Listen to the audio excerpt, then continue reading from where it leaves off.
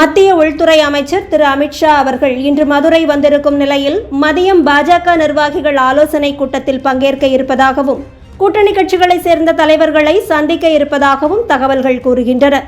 சட்டசபை தேர்தல் அடுத்த ஆண்டு தமிழகத்தில் நடைபெற இருக்கிறது.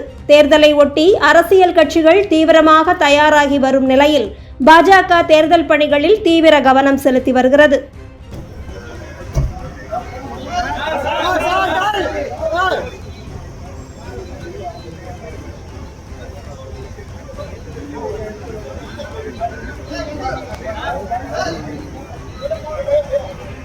அதன் ஒரு பகுதியாக மதுரை வந்திருக்கும் திரு அமித்ஷா அவர்களை நேற்று பாஜகவினர் திரளாக சென்று வரவேற்றனர்.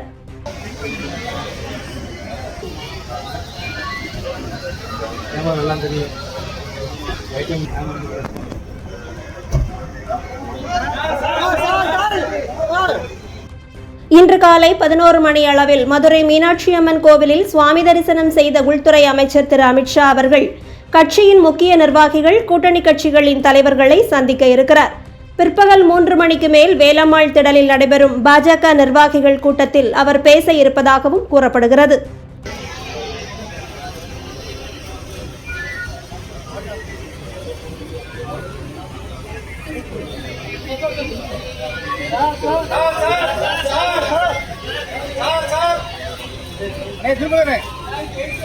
सर अभी सीट सर सर